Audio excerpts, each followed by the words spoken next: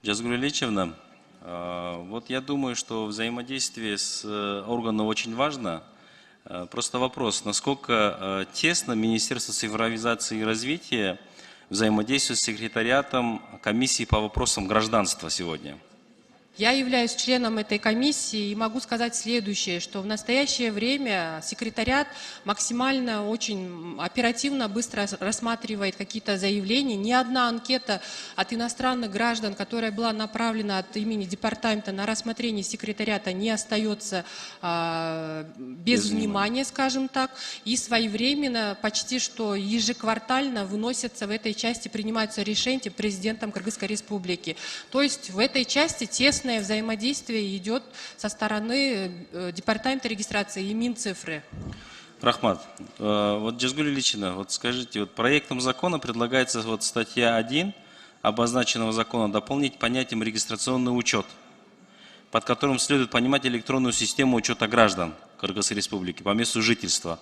Вот основной принцип которого заключается в регулировании процесса внутренней миграции, в том числе в формате онлайн. Вот, пользуясь случаем, хотел бы сейчас, вот как Дастан Далабаевич уже предыдущий говорил, недостаточно проинформированность наших граждан в этом направлении. Хотел бы, чтобы вы подробнее дали разъяснение.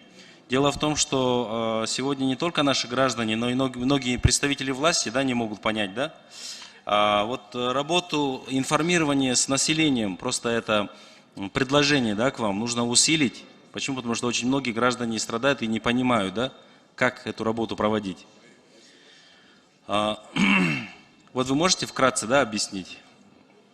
По регистрации населения могу со своей части прокомментировать только следующее. То, что каждый гражданин Кыргызской Республики перед тем, как получить паспорт, обязательно должен иметь постоянную регистрацию. То есть это и несовершеннолетние наши граждане также должны быть зарегистрированы. Ответственность за регистрацию несет, естественно, родитель в этой части, один из родителей или оба родителя.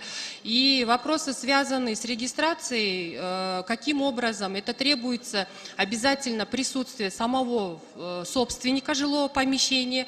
Хотелось бы отметить то, что прописка возможна, постоянная регистрация только по адресу жилого помещения. То есть вот эти дачи, некоторые единицы недвижимого имущества, которые не относятся к категории жилых помещений, в этой части мы не сможем прописать. Вот здесь в статье 13 у вас это прописано, и это очень хорошая статья, между прочим, я поддерживаю, то, что там не обязательно, чтобы прям красная книга была, там.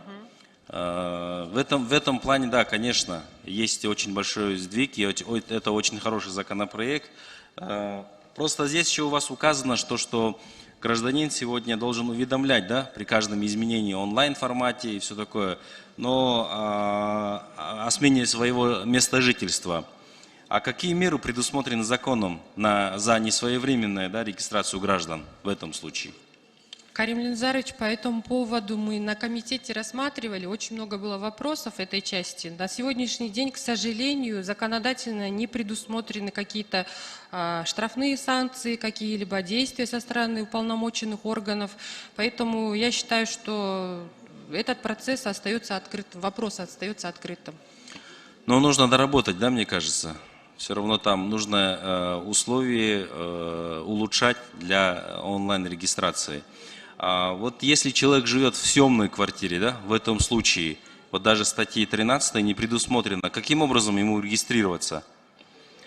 В данном случае у него есть возможность зарегистрироваться на временной основе до 1 года. До 1 года, но опять же собственник этого жилого помещения, который сдает в найм свое жилое помещение, обязан дать свое согласие. В дальнейшем, я думаю, сейчас здесь очень много проблем, наверное, вы тоже в курсе. Вот дачада жашываткан кишилерчи, они не могут прописать и сегодня страдают, где им прописаться и какой документ взять. Вот эти дачи, которые в Сокуловском районе, в Чуйской области, везде, Этот вопрос тоже очень актуален сегодня.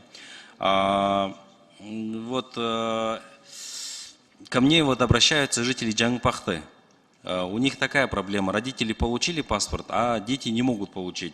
Вот могу даже фамилии назвать. Вот Куфлидинов, сейчас помните, Сураныч, Куфлидинов Нуридин Куфлидинович паспорт ала албаган себеби указы жок дейт да.